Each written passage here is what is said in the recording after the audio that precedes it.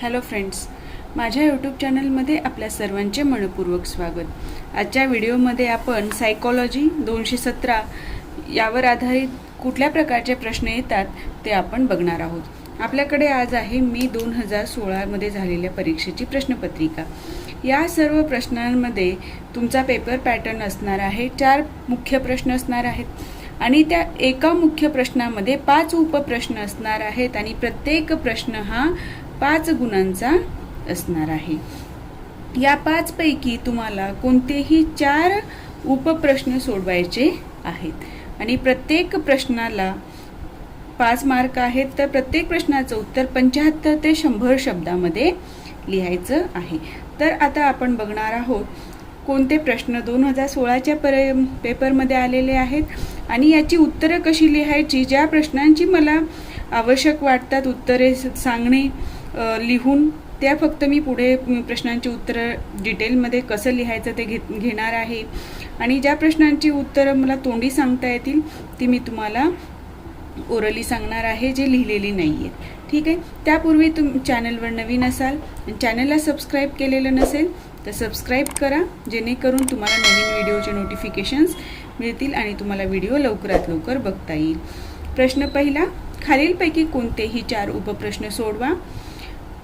पहिला प्रश्न, प्रसूतीपूर्व विकासावर परिणाम करणारे घटक स्पष्ट करा। आता बघा, बालक जन्माला येतं त्यावेळी प्रसूतीपूर्व म्हणजे बालक जन्मना अगोदर किंवा गर्भावस्थेत असताना त्याच्या विकासावर कोणकोणते घटक परिणाम करतात ते विचारलेलं आहे। इथे शब्दांची हेराफेरी करून गर्भावस्थेत बालकाच्या विकासावर परिणाम करणारे घटक स्पष्ट करा असाही प्रश्न येऊ शकतो। त्याची उत्तरं कशी लिहायची मी पुढे सांगणार आहे। दुसरा प्रश्न, नवजात बालकांच्या कोणत्याही 5 प्रतिक्षिप्त क्रियांचे वर्णन करा। प्रतिक्षिप्त क्रिया म्हणजे काय? ज्या आपोआप होतात, म्हणजे त्या जाणून बुजून होत नाहीत। ते लहान बालक काय करतं, रडणे किंवा झोपणे, अशा ज्या क्रिया असतात त्या प्रतिक्षिप्त क्रियामध्ये गणल्या जातात। आता तिसरा प्रश्न आहे, विकासाची तत्वे विशद करा। वाढ म्हणजे काय आणि विकास म्हणजे काय, या दोन्हीमध्ये फरक आहे। तर विकासामध्ये शारीरिक वाढ प्लस मानसिक आणि बौद्धिक वाढ ह्या तिन्ही गोष्टींचा समावेश होतो, त्याला एकत्रितपणे विकास म्हणतात। तर विकासाची तत्वे कोणकोणती आहेत, विकास होताना कसा होतो, ही सर्व आपण बघणार आहोत। चौथा प्रश्न आहे, पालकत्वाची जबाबदारी पेलण्यासाठी आवश्यक असलेले निकष स्पष्ट करा। म्हणजे पालकत्व म्हणजे काय, एखाद्या वडिलांना आई वडील बनणे, एखाद्या त्यांना काय म्हणतात, पालक बनणे। म्हणजे एखाद्या जोडप्याला जर मूल झालं तर ते काय होतात, पालक होतात। पण ती जबाबदारी पेलण्यासाठी कोणकोणते घटक आवश्यक आहेत, निकष त्याचे दिलेले असतात। पण प्रत्येक वेळेला प्रत्येक जोडप्यासाठी सर्व निकष परफेक्ट असतात असं नाही, कमी जास्त प्रमाणामध्ये ते उपलब्ध असतात। 5वा प्रश्न आहे, कारक कौशल्य शिकण्याच्या पद्धती कोणत्या ते लिहा। कारक कौशल्य म्हणजे काय, ज्या गोष्टी करता येतात, ॲक्शन केली जाते, त्या कारक कौशल्य, ते व्यवस्थितपणे करता येणं म्हणजे कौशल्य। याच्या पद्धती कोणत्या आहेत त्या विचारलेल्या आहेत। मी या प्रश्नांची उत्तरं पुढे घेणार आहे। त्याचं कारण हे की मला हा विषय पूर्णपणे तुम्हाला वेगळा शॉर्ट टाईममध्ये शिकवता येणार नाही, त्यामुळे प्रश्नपत्रिकेच्या माध्यमातून जे प्रश्न येतील ते आवश्यक त्या गोष्टी मी तुम्हाला सांगणार आहे। आता बघा, दुसरा प्रश्न, खालीलपैकी कोणतेही 4 उपप्रश्न सोडवा। आता यात प्रत्येक प्रश्न कसा आहे, 5 गुणाला आहे। मुलांसाठी कृतीचे आयोजन करताना स्वतःला कोणते प्रश्न विचारावेत। म्हणजे मुलांनी कोणत्या कृती कराव्यात हे आपण आधी विचार करतो आणि त्यानंतर त्या अरेंज करताना स्वतःला आधी काय प्रश्न विचारायचे जेणेकरून ते मुलाला ती गोष्ट करणे सोपे जाईल, हे याच्यामध्ये उत्तरात लिहायचे। दुसरा प्रश्न, आजारी मुलांना रमविण्यासाठी आवश्यक उपक्रम आणि सूचना सुचवा। म्हणजे ह्या तुम्हाला सुचवायच्या आहेत, एक्झॅक्ट त्याच पाहिजे असं नाही, तुम्हाला जे वाटतं ते तुम्ही सुचवू शकता उत्तराच्या द्वारे। तिसरा प्रश्न, मुलांच्या भाषा व बुद्धी विकासासाठी प्रोत्साहन देता येणारे घटक स्पष्ट करा। कोणते विकास विचारले तर भाषेचा विकास आणि बुद्धीचा विकास घडवून आणण्यासाठी जे घटक प्रोत्साहन देतील ते स्पष्ट करायचं आहे. चौथा प्रश्न, मुलांच्या बाबतीत पालकांना पडणाऱ्या प्रश्नांचे वर्गीकरण करा. म्हणजे पालकांना मुलांच्या बाबतीत जे प्रश्न येतात, जसं तो जेवण करत नाही, अभ्यास करत नाही, शाळेत जात नाही, खेळत नाही, हे जे प्रश्न आहेत त्यांचं वर्गीकरण कसं केलं जातं ते प्रश्नामध्ये विचारलेलं आहे. पाचवा प्रश्न आहे, मुलांच्या बाबतीत संभाव्य धोके टाळण्यासाठी तुम्ही कोणती खबरदारी घ्याल. म्हणजे जे धोके होऊ शकतात लहान बाळाबाबत ते टाळण्यासाठी आपण काय खबरदारी घ्यावी ते विचारलेलं आहे. आता याच्यामध्ये तुम्हाला काय संभाव्य धोके टाळण्यासाठी तुम्ही कोणती खबरदारी घ्याल, तर लहान मुलगा काय करतो, कुठलाही सामान असेल तर तो ओढतो, बरोबर आहे. घरात आपल्याकडे स्टोव असेल, गॅस असेल, म्हणजे त्यांना जाऊन तो हाताळण्याचा प्रयत्न करतो. किंवा एखादी काचेची वस्तू असेल ती ओढली तर फुटते आणि ती फुटल्यानंतर काच लागून मुलाला धोका होऊ शकतो. म्हणजे असे जे धोके आहेत. किंवा एखादी बाल्कनी आहे, तिला कडा एकदम छोटी आहे आणि ते बाळ त्या कड्यावरून चढण्याचा प्रयत्न करतं, त्यासाठी त्याला त्याच्या कड्याची उंची वाढवून घेतली पाहिजे. किंवा एखादं घर असेल जिला फक्त उंच कट्टा आहे आणि त्याच्यावरून तो पडण्याची शक्यता आहे. हे जे मुलाच्या बाबतीतले संभाव्य धोके आहेत, जे तुम्ही इमॅजिन करून उत्तर लिहू शकता, ते टाळण्यासाठी काय खबरदारी घ्यावी ते तुम्हाला उत्तरामध्ये लिहायचं आहे. लक्षात आलं. आता पुढचा प्रश्न आहे तिसरा प्रश्न, ज्यामध्ये परत 5 प्रश्न आहेत आणि 4 सोडवायचे आहेत. पहिला प्रश्न, मुलांच्या आहारातील अडचणी व उपाय थोडक्यात स्पष्ट करा. आता याचं उत्तर तुम्हाला मी ओरलीच सांगते. मुलांच्या आहारातील अडचणी म्हणजे मूल कोणत्या गोष्टी खातं, कुठल्या गोष्टी खात नाही, किंवा त्याला द्रवरूप गोष्टी कशा द्याव्यात, घट्ट पदार्थ कसे देऊ नयेत खायला, त्याचबरोबर फळांचा आहारात समावेश कसा करावा आणि ते मुलांना खावं यासाठी त्याच्या काय उपाय करता येतील ते तुम्हाला माहिती आहे. घरात आपण अनुभव घेत असतो, त्याच अनुभवाचा उपयोग करून तुम्हाला हे उत्तर लिहायचं आहे. आता दुसरा प्रश्न आहे, मतिमंदत्वाची कारणे व मतिमंदत्वाचे प्रकार विशद करा. तिसरा आहे, कारक क्षमता म्हणजे काय, कारक विकासाच्या वैशिष्ट्यांचे वर्णन करा. डी, मुलांमधील बोलीभाषेबद्दलचे न्यूनगंड कमी करण्यासाठी कोणते उपाय सुचवता येतील. बघा, बोलीभाषेबद्दल मुलाच्या मनामध्ये न्यूनगंड कमी करण्यासाठी म्हणजे एखाद्या मुलाला उच्चार व्यवस्थित करता येत नाही, एकदम स्पीडली बोलता येत नाही, किंवा कोणी मध्ये ब्रेक घेऊ बोलतं किंवा बोबडं बोलतं, हे जे न्यूनगंड आहेत मुलांमध्ये ते कमी करण्यासाठी काय उपाय करता येतील ते तुम्हाला तुमच्या भाषेमध्ये लिहायचं आहे उत्तर. लक्षात आलं. आणि याचं उत्तर तुम्ही मनाने लिहू शकता. 5वा प्रश्न, मुलांचा शब्दसंग्रह वाढविण्यासाठी घरी राबवता येतील असे कोणतेही 5 उपक्रम सुचवा. आता बघा, मुलांचा शब्दसंग्रह वाढवणे म्हणजे आपण म्हणतो व्होकॅब्युलरी, बरोबर आहे. ते वाढावी म्हणून आपण काय करतो, त्याच्याशी जास्त संवाद साधतो, जास्त व्यक्ती त्याच्याशी बोलतात, किंवा वेगवेगळ्या परिस्थितीमध्ये आपण घेऊन जातो आणि त्याला सांगतो की हे असं असतं, हे तसं असतं. किंवा वेगवेगळे खेळाच्या माध्यमातून वेगवेगळ्या शहरांची नावं लिहा, वेगवेगळ्या पदार्थांची नावं लिहा, वस्तूंची नावं लिहा. या प्रकारचे वेगवेगळे शाब्दिक खेळून किंवा एखादी वस्तू दिली आणि वस्तूचं नाव पुढे लिहिलं आणि त्याच्या जोड्या लावायला सांगितले, ह्या प्रकारचे जे खेळ आहेत त्याचा वापर करून घरी आपण घरीच ते उपक्रम राबवू शकतो आणि मुलांचा शब्दसंग्रह वाढवू शकतो. लक्षात आलं. 4था प्रश्न आहे, खालीलपैकी कोणतेही 4 उपप्रश्न सोडवा. बुद्धी म्हणजे काय ते सांगून बुद्धीच्या अवस्था स्पष्ट करा. अवस्था म्हणजे काय, स्टेजेस. बुद्धी सुरुवातीला कशी असते, ते डेव्हलप झाल्यानंतर पुढे कशी डेव्हलप होत जाते ते सांगायचं आहे आपल्याला. सामाजिक विकासाकरिता करावयाचे उपक्रम थोडक्यात लिहा. सामाजिक विकास कुणाचा, मुलाचा. सामाजिक विकास करायचा आहे त्याच्यासाठी काय उपक्रम घेतले, जसं की सामाजिक विकास करण्यासाठी आपण वेगवेगळ्या स्पर्धा ठेवल्या, खेळाच्या, गायन स्पर्धा, नाट्य स्पर्धा, आणि त्या स्पर्धेमध्ये आपण मुलांना भाग घ्यायला लावतो किंवा सामूहिक कार्यक्रमामध्ये भाग घ्यायला लावून आपण त्याचा सामाजिक विकास घडवून आणू शकतो.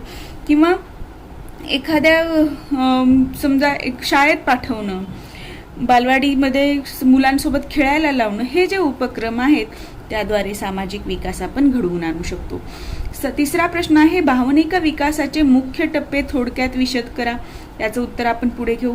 व्यक्तिमत्व विकासाच्या कोणत्याही 5 अवस्थांचे वर्णन करा. व्यक्तिमत्व विकासाच्या 6 अवस्था आहेत एकूण, त्यापैकी 5 अवस्थांचं आपल्याला वर्णन करायचं आहे, ते आपण पुढे बघू. खेळाचे प्रकार थोडक्यात स्पष्ट करा. खेळामुळे व्यक्तीचा विकास होत असतो, शारीरिक, मानसिक, बौद्धिक, आणि त्याचे कोणकोणते प्रकार स्पष्ट केलेले आहेत पुस्तकामध्ये ते आपण उत्तराद्वारे बघूया.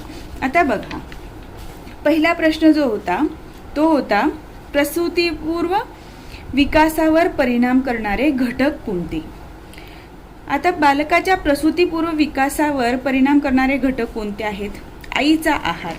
आईचा आहार व्यवस्थित असेल तर बाळाचा वाढ विकास व्यवस्थित होते. आईचे वय.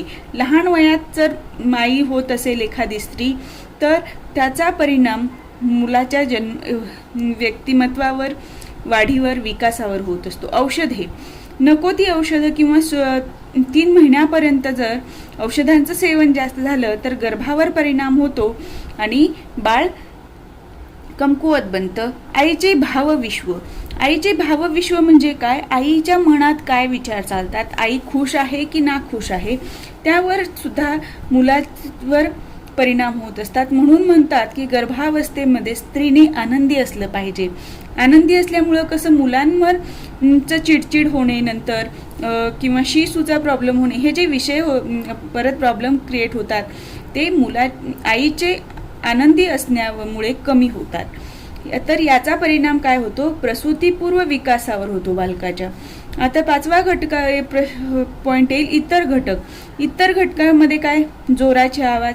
जोरांचा आवाज ऐकला तर गर्भामध्ये जे बाळ असतं ते त्याची चुळबुळ वाढते. ह्या ज्या गोष्टी आहेत आणि त्याच्यामुळं त्याला त्रास होतो. एक्सरे किंवा रेडिएशन याच्यामुळं गर्भामध्ये व्यंग निर्माण होऊ शकतं. जर आई मद्यपान करत असेल, धूम्रपान करत असेल तरी सुद्धा त्या गर्भावर परिणाम होतो. म्हणजे प्रसूतीपूर्व विकासावर परिणाम करणारे घटक कोणकोणते याचं उत्तर लिहिताना तुम्हाला हे 5 पॉइंट आले पाहिजेत. आईचा आहार, आईचे वय, औषधे, आईचे भावविश्व आणि इतर घटक. ठीक आहे. आता नवजात बालकांच्या प्रतिक्षिप्त क्रिया विचारलेल्या कोणत्याही 5. आता या प्रतिक्षिप्त क्रियामध्ये काय, दचकणे. दचकणीला मोरो असं म्हणलं जातं सायकोलॉजीमध्ये. तर मोरो म्हणजे काय, दचकणे. तर हे कशामुळं होतं, मोठा आवाज ऐकणे किंवा अचानक उचललं गेलं बाळाला झोपेत असेल तर ते दचकतं. रूट. रूट म्हणजे काय, तर तोंडाला किंवा गालाच्या भागाला स्पर्श करणे, त्यामुळे बाळ एकदम जागी होतं. चोखणे म्हणजे बाळाच्या आपण बघा तोंडात बोट घातलं तर ते चोखू लागतं, म्हणजे ही प्रतिक्षिप्त क्रिया आहे. आपण त्याच्या तोंडात बोट घातलं की ते बोट चोखतं. ठीक आहे. पकड म्हणजे एक बाळाला उचललं तर ते मिठी मारतं. बाविनस्की हा शब्द लक्षात ठेवा. हे मोरो रूट, हे तुम्हाला जोड्या लावा याच्यासाठी पण येऊ शकतात किंवा या संकल्पना स्पष्ट करा असं येऊ शकतं. तळपायाला टिचक्या मारलं की बाळ पाय म्हणजे असं बोटं कमी जास्त करतं असं. डोळे मिचकवणे. माघार म्हणजे एखाद्या गोष्टीपासून आपल्याला इजा होईल असं बाळाला जाणवलं किंवा एखाद्याला कुत्र्याची भीती वाटली तर ते कुत्र्यापासून पळून जाते, हे प्रतिक्षिप्त क्रिया आहे. पायरी म्हणजे काय, तर बाळ चालायला शिकतं, रांगायला शिकतं, हे गोष्टी याच्यामध्ये येतात. तर नवजात बालकाच्या प्रतिक्षिप्त क्रिया कुठल्या, दचकणे, रूट, चोखणे, पकड, बाविनस्की, डोळे मिचकावणे, माघार आणि पायरी. लक्षात आलं. आता आपण पुढच्या प्रश्नाचं उत्तर बघूया की विकासाची तत्वे विशद करा. आता आपल्याला बघायचंय विकासाच्या तत्वांमध्ये याचं उत्तर लिहिताना कोणते गोष्टी आल्या पाहिजेत. ठीक आहे. आता बघा, 1 मिनिट. विकासाच्या तत्वांमध्ये विकास म्हणजे काय, तर शारीरिक वाढ प्लस मानसिक आणि भावनिक वाढ, हे तुम्हाला लिहायचं आहे उत्तरामध्ये. आणि विकासाची तत्वे काय आहेत, तर विकास सामान्याकडून विशेषाकडे होतो. म्हणजे एखाद्या छोट्या जसं आधी आवाज ऐकतं बाळ, पण त्यानंतर आयडेंटिफाय करतं की हा स्पेसिफिक आवाज कोणाचा आहे, आईचा आहे, बाबांचा आहे, आजोबाचा आहे, आजीचा आहे. ह्या जे विषय म्हणजे काय, सामान्य झालं काय आवाज ऐकणे, आणि विशेष काय झालं की स्पेसिफिक एका व्यक्तीचा आवाज आहे हे तो आयडेंटिफाय करतो बाळ. दुसरा तत्व आहे विकास मेंदूकडून पायाकडे होतो. म्हणजे आधी मेंदूचा विकास होतो. म्हणजे डोक्या आधी बघा, बाळाच्या आधी डोकं मान धरत नाही म्हणतात बाळ. म्हणजे ते मान धरतं सुरुवातीला, नंतर त्याच्या हात तो चालायला शिकतो. म्हणजे हे जे आहे विकास मेंदूकडून पायाकडे होतो. परिपक्वता व अध्ययन यामुळे विकास घडून येतो. परिपक्वता म्हणजे काय, जसं जसं वय वाढतं तसं परिपक्व बनतं. आणि अध्ययन म्हणजे अभ्यास करण्यामुळे एखादी गोष्ट कशी करावी त्याचं स्किल अवलंबल्यामुळे सुद्धा विकास घडून येतो. विशेष गुणांच्या वाढीसाठी विशिष्ट महत्त्वाचा काळ असतो. म्हणजे जर आपल्याला बोलायला शिकायचं आहे, भाषा वेगवेगळ्या शिकायच्या आहेत, तर त्यासाठी 1.25 ते 1.5 वर्षाचा कालावधी हा उत्तम मानला जातो. आणि त्या काळामध्ये बाळ वेगाने भाषा शिकतं. 5वा विकास तत्व आहे विकासात काही मर्यादेपर्यंत लवचिकता आढळून येते. म्हणजे काय, काही बालक लवकर चालायला शिकतात, काही उशिरा चालायला शिकतात. म्हणजे काय झाली, तिथे लवचिकता आली. तर विकासाची तत्वे कोणती, विकास सामान्याकडून विशेषाकडे होतो, मेंदूकडून पायाकडे होतो, परिपक्वता व अध्ययन यामुळे विकास घडून येतो, विशेष गुणांच्या वाढीसाठी विशिष्ट महत्त्वाचा काळ असतो, आणि विकास काही मर्यादेपर्यंत कसा असतो, लवचिक असतो. हे झाली याची तत्वे. लक्षात आलं.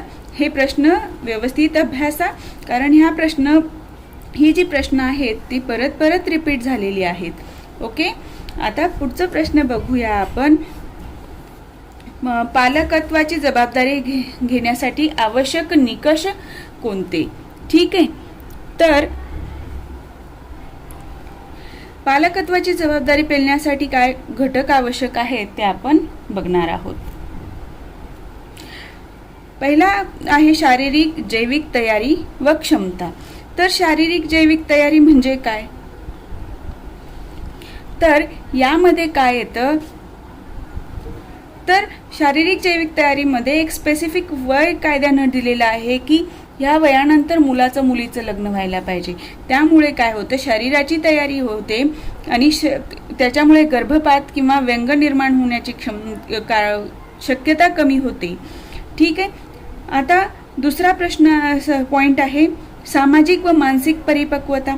याच्यामध्ये बाळ जन्माला आल्यानंतर कोणत्या समस्या निर्माण होऊ शकतात, ते सांभाळण्यासाठी आपल्याला कोणत्या कोणत्या गोष्टी कॉम्प्रोमाइज कराव्या लागतील याची आधी आपण मानसिक तयारी केली पाहिजे. आर्थिक तयारी म्हणजे बाळ जन्माला आलं तर त्याचं वाढ घडवून आणण्यासाठी, विकास घडवून आणण्यासाठी पैसा लागतो. ते आजारी पडलं तर दवाखान्यात न्यावं लागतं, त्याला कपडे लागतात, आहार लागतो, या सर्व गोष्टींसाठी पैसा लागतो, म्हणून आर्थिक तयारी असावी लागते. इतर काही प्रासंगिक बाबी म्हणजे इतर काही मध्ये तुम्हाला ज्या वाटतात त्या गोष्टी तुम्ही समाविष्ट करू शकता, कारण प्रासंगिक बाबी म्हणले त्या प्रसंगानुसार त्या गोष्टी ऍड होतात.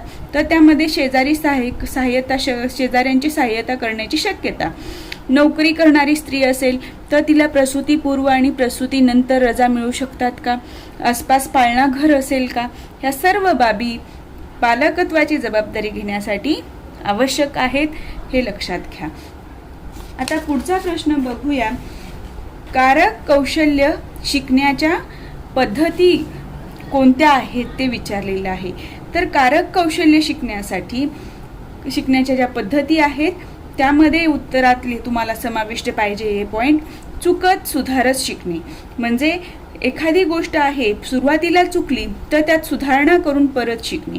त्यानंतरही जर वाटलं की याच्यामध्ये अजून आपण चांगल्या प्रकारे सुधारणा करू शकतो तर ते बालक परत त्याच्यामध्ये सुधारणा करून शिकत असतं.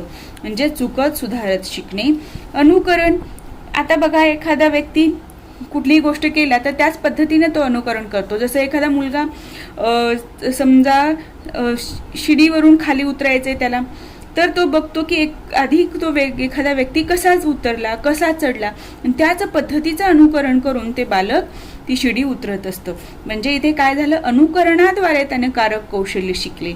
पद्धतशीर शिकवणी म्हणजे आता बघा कात्री दिली आपण, त्या कात्रीचा वापर करताना आपण एखादं पान कसं कापायचं, त्या कात्रीचा वापर करून कपडा कसा कट करायचा, हे जे शिकवलं जातं ते काय आहे, पद्धतशीर शिकवणी आहे.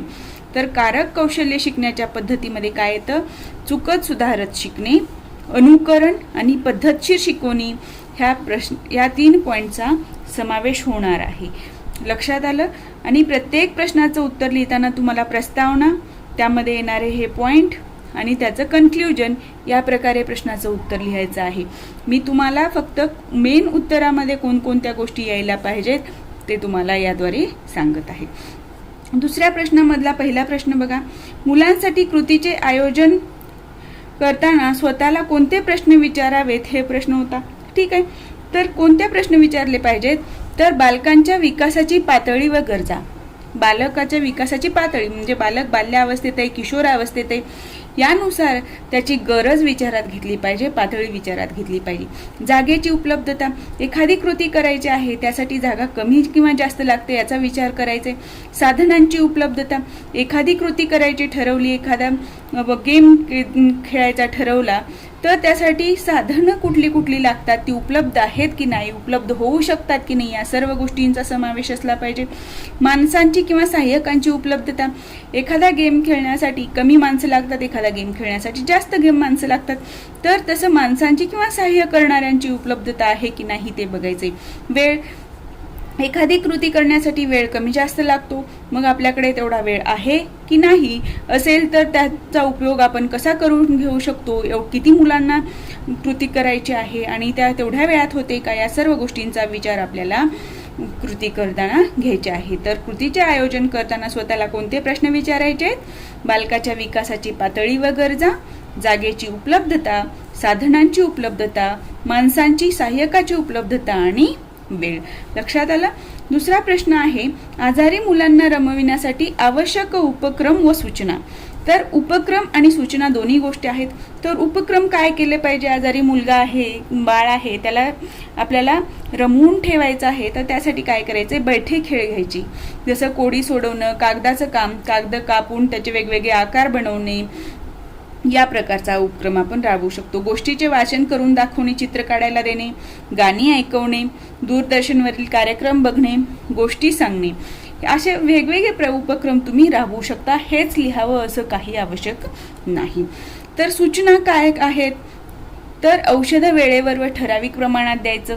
डॉक्टरनी जे काही औषधं दिलेले आहेत आणि किती प्रमाणात द्यायचं आहे ते सांगितलेलं आहे, त्याप्रमाणेच आपल्याला वेळेवर आणि ठराविक प्रमाणात औषधं द्यायचे. ताप असल्यास पांघरून घालायचं आहे. जसं तिसरा पॉईंट येऊ शकतो याच्यामध्ये, गरम पाण्याने आंघोळ घालणे किंवा स्पंजिंग करणे. एखाद्याला थंडी ताप असेल तर त्याला आंघोळ न घालता त्या बाळाला काय केलं जातं? अंग पुसून घेतलं जातं, त्याला काय म्हणतात? स्पंजिंग म्हणतात. आहार. आजारी असताना काय खायला द्यायचं आणि काय नाही, यावर डॉक्टर सल्ला देतात आणि त्यानुसार आपल्याला काय करायचं आहे? मुलांना आहार द्यायचा आहे. म्हणजे आजारी मुलांना राबवण्यासाठी उपक्रम एका सुरुवातीला लिहायचे आणि सूचना ज्या काही आहेत त्या आपल्याला पुढे लिहायच्या आहेत. लक्षात आलं? दोन्ही एकत्र लिहायचं नाही. आता तिसरा प्रश्न जो आहे, मुलांच्या भाषा व बुद्धी विकासासाठी प्रोत्साहन देता येणारे घटक कोणते? ठीक आहे, तर भाषा विकासासाठी आणि बुद्धी विकासासाठी प्रोत्साहन देता येणारे घटक मी सर्व एकत्र लिहिलेलं आहे, पण तुम्ही लिहिताना त्याचे 2 पार्ट करा. ठीक आहे, आधी लिहा भाषा विकासासाठी कोणते घटक उपयोगाला येतील आणि बुद्धी विकासासाठी. तर भाषाच्या ह्याच्यासाठी काय येतं? जोड्या लावणे, बरोबर आहे. परत वस्तूंची नावे सांगणे, भावना व्यक्त करणे, छोट्या मोठ्या गोष्टी निवडणे. ठीक आहे. आणि बुद्धीच्या विकासासाठी काय? प्राण्यांची आवाज काढणे, सूचना पाळणे, जेवणाचे टेबल लावणे, काय खायचे याचा निर्णय घेणे, रंग ओळखणे, आकार ओळखणे. म्हणजे ह्या वेगवेगळ्या ज्या गोष्टी आहेत त्याचा परिणाम मुलाचे भाषावृद्धीसाठी आणि बुद्धीच्या विकासासाठी होत असतो. तुम्ही याचं बायफर्गेट करून दोन्ही त्याच्या खाली उत्तर लिहायची आहेत, कोणकोणते घटक समाविष्ट होतात त्याची. आता चौथा प्रश्न होता, मुलांच्या बाबतीत पालकांना पडणारे प्रश्नांचं वर्गीकरण लिहा. तर पालकांना काय प्रश्न पडतात मी तुम्हाला सांगितलेलं, त्यानुसार वर्गीकरण बघा. मुलांच्या वर्तनातील समस्या, ताण निर्माण करू शकणाऱ्या संभाव्य परिस्थिती, जसं की घरात भावंडांची वाद निर्माण होतात, तुलना होते, हट्टीपणा वाढतो, वैद्यकीय बाबी म्हणजे आरोग्याविषयीच्या समस्या, शाळेसंबंधी मुद्दे, मुलांच्या सामाजिक व भावनिक विकासासंबंधी मुद्दे, विशेष उपक्रम जसे सहल, अपंग मुलांचा सांभाळ, स्वतःच्या गरजा, पालकांच्या स्वतःच्या गरजा, काही जॉब वगैरे करत असेल आणि मुलांचा सांभाळ करायचा त्यावेळेला तो त्यांच्यासाठी प्रश्न निर्माण होतो. म्हणजे हे पालकांना पडणारे प्रश्न आहेत आणि त्याचं वर्गीकरण तुम्हाला या पद्धतीनं करायचं आहे आणि याचं तुम्हाला थोडक्यात 2-2 ओळीमध्ये डिस्क्रिप्शन लिहायचं आहे. लक्षात आलं? आता आपण पुढे बघणार आहोत मतिमंदत्व म्हणजे काय आणि मतिमंदत्वाची प्रश्न होता मतिमंदत्वाची कारणे व मतिमंदत्वाचे प्रकार स्पष्ट करा. तर मतिमंदत्वाची कारणे कोणती आहेत? जनुकीय दोष, ठीक आहे, अनुवंशिक म्हणतो किंवा जनुकामध्ये काही प्रॉब्लेम, जीन्समध्ये प्रॉब्लेम झाला तर मतिमंदत्व येतं. प्रसूतीच्या वेळी होणारी इजा, म्हणजे आईला जर बाळ जन्माला येते वेळेस काही इजा झालेली असेल किंवा बाळाला इजा झाली तर त्यामुळे पण मतिमंदत्व येतं. जन्मानंतर झालेले काही आजार, गर्भारपणी मातेने सेवन केलेली विशिष्ट औषधे, अनुवंशिकता इत्यादी कारणे आहेत मतिमंदत्वाची. याचं तुम्हाला एक ओळीमध्ये उदाहरणं देऊन स्पष्टीकरण द्यायचे किंवा सहज 1-2 वाक्यामध्ये तुम्हाला माहिती द्यायची आहे. आता मतिमंदत्वाचे प्रकार कोणते आहेत? तर सौम्य मतिमंदत्व, मध्यम मतिमंदत्व आणि अतितीव्र मतिमंदत्व हे मतिमंदत्वाचे प्रकार आहेत आणि हे प्रश्न परत रिपीट झालेले आहेत. हे खूप इम्पॉर्टंट आहे. मी ज्या पद्धतीने तुम्हाला सांगते त्या पद्धतीने ते पॉईंट उत्तरामध्ये तुमच्या आले पाहिजेत. मतिमंदत्वाचा पहिला प्रकार जो आहे सौम्य मतिमंदत्व, त्यामध्ये बुद्ध्यांक असतो 50 ते 70. मध्यम मतिमंदत्वामध्ये बुद्ध्यांक असतो 20 ते 34 आणि तीव्र मतिमंदत्वामध्ये बुद्ध्यांक असतो 20 पेक्षा कमी. सौम्य मतिमंदत्व असणारी मुलं काय करतात?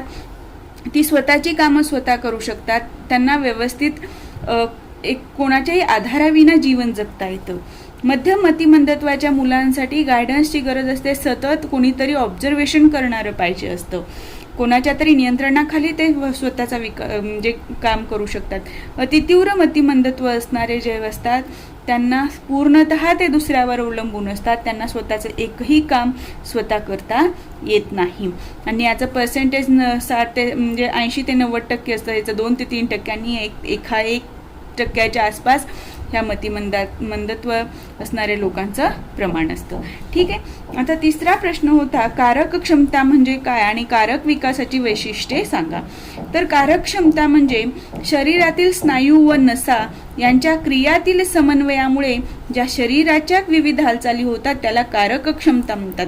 शरीरात जे स्नायू आणि नसा आहेत त्यांच्यामध्ये समन्वय होतो आणि शरीराच्या विविध हालचाली होतात. लक्षात आलं? त्याला काय म्हणतात? कारक क्षमता म्हणतात. आणि कारक विकासाची वैशिष्ट्ये कोणकोणती आहेत? तर कारक विकासाच्या वैशिष्ट्यामध्ये येतं प्रत्येक मुलामध्ये कारक विकासाची गती कमी जास्त असते. म्हणजे मी सांगितलं एखादा मुलगा पटकन एखादी गोष्ट शिकतो, जसं चालायला शिकणे. कोण लवकर शिकतं, कोण उशिरा शिकतं. कोण बोलायला शिकायचं असेल, कोण लवकर शिकतं, कोण उशिरा शिकतं. म्हणजे हा झाला त्यातला फरक, ही वैशिष्ट्य झाले. आता दुसरं वैशिष्ट्य आहे मुलींमध्ये कारक विकासाची गती वेगवेगळी असते. गती वेगवेगळी असते म्हणजे काय? त्यांचे शिकण्याचं जी स्पीड आहे ती कमी जास्त असते. मुलं लवकर शिकतात, मुली कुठल्या गोष्टी लवकर शिकतात. या प्रकारे कारक विकास क्रमबद्धतेनेच होतो. म्हणजे विकास होत असताना एका विशिष्ट क्रमानेच होतात. जसं मूल चालायला शिकतं म्हणजे त्याआधी काय होतं? ते आधी रांगतं, बरोबर आहे. त्यानंतर थोडंसं उभं राहतं, त्यानंतर चालतं. म्हणजे हे काय झालं? क्रमबद्ध पद्धतीने कारक विकास होतो. साधारणपणे डोक्याकडून पायाकडे विकास होत असतो. जे मागे सांगितलेले मी आधी काय धरतं? मान धरतं बाळ आणि त्यानंतर ते चालायला शिकतं. म्हणजे एक क्रिया जी आहे ती स्टेप बाय स्टेप होते आणि तो विकास होत असताना तो डोक्याकडून पायाकडे होतो. शरीराच्या मध्यापासून दोन्ही बाजूंना कारक विकास होत असतो. म्हणजे शरीराच्या मध्यापासून म्हणजे काय? आधी ते बाळ जसं की हाताचा आधी हात मजबूत होतात, त्यानंतर त्याचं मनगट, त्यानंतर बोट. म्हणजे या प्रकारे शरीराच्या मध्यापासून दोन्ही बाजूंना विकास होतो. सामान्यातून सूक्ष्माकडे म्हणजे एखादी मोठी वस्तू आहे आकाराने, ती आधी बाळ लोटायला शिकतं किंवा उचलायला शिकतं. त्यानंतर मणी पडले किंवा एखादं धान्य वगैरे छोटे पडले तर ते बाळ उचलतं. म्हणजे काय झालं? आधी सामान्य काय? मोठ्या आकाराची गोष्ट उचलणे. सूक्ष्म काय? लहान आकाराची वस्तू. म्हणजे त्याच्याकडे ते स्किल आलं, त्याचे स्नायू बोटांचे डेव्हलप झाले आणि ते बाळ ती वस्तू उचलू शकतं. लक्षात आलं? कार्यक्षमता म्हणजे काय? कारक विकासाची वैशिष्ट्ये काय? प्रत्येक मुलामध्ये विकास गती कमी जास्त असते. मुलींमध्ये विकास कारक गती वेगवेगळी असते. कारक विकास क्रमबद्धतेनेच होतो आणि विकास डोक्याकडून पायाकडे, मध्यापासून दोन्ही बाजूंना आणि सामान्यातून सूक्ष्माकडे होत असतो. लक्षात आलं? या पद्धतीनं तुम्हाला उत्तर लिहायचं आहे. आता चौथा आणि पाचवा प्रश्न मी घेतला नाही, कारण मी तुम्हाला सांगितलेलं आहे मुलांमधील न्यूनगंड, भाषेबद्दलचा न्यूनगंड कमी करण्यासाठी कोणतेही 5 उपाय सुचवा. जे मी तुम्हाला प्रश्न घेतला त्याच वेळी ओरली सांगितलेलं आहे. पाचवा प्रश्न होता की मुलांचा शब्दसंग्रह वाढविण्यासाठी घरी राबवता येतील असे कोणतेही 5 उपक्रम, जे तुम्हाला मी प्रश्न वाचल्यानंतर सांगितलेले आहे. आता चौथ्या प्रश्नामध्ये पहिला प्रश्न होता आपला, बुद्धी म्हणजे काय आणि ते सांगून बुद्धीच्या अवस्था स्पष्ट करा. तर बुद्धी म्हणजे काय? तर निर्णय घेण्याची क्षमता किंवा शिकण्याची वृत्ती. आता या बुद्धीच्या अवस्था किती आहेत? ते संवेदीकारक अवस्था म्हणजे आपल्याला संवेदना यावरून आधारित संवेदीकारक अवस्था दिलेल्या आहेत. आपल्या 5 ज्ञानेंद्रिय आहेत. त्या ज्ञानेंद्रियाच्या आधारे आपण त्यांच्या संवेदनेच्या आधारे काय करतो? बुद्धी आपली काय करत असते? अभ्यास करत असते किंवा अनुभव घेत असते. ती अवस्था काय झाली? संवेदीकारक अवस्था झाली. दुसरी आहे सक्रिय पूर्व अवस्था. सक्रिय पूर्व म्हणजे काय? आपण एखादी गोष्ट न करता, म्हणजे दुसऱ्यांचं बघून करणे किंवा तीच गोष्ट करणे. बाळ बघा एखादं आई म्हटल्यानंतर ते आई आई आई हेच उच्चारत असतं, म्हणजे काय झाल्या? सक्रिय पूर्व अवस्था झाल्या. सक्रिय अवस्था म्हणजे एखादी गोष्ट बघितली आणि ती स्वतः करतं किंवा स्वतःच्या मनांवरून मनाला वाटेल तसं ते ॲक्शन करत असतं, ती काय झाली? सक्रिय अवस्था झाली. आणि आकरिक सक्रिय अवस्था ह्या झाल्या बुद्धीच्या 4 अवस्था. लक्षात आलं? याचं स्पष्टीकरण तुम्हाला थोडक्यात लिहायचं आहे. हे तुम्ही पुस्तकातनं डिटेलमध्ये वाचा.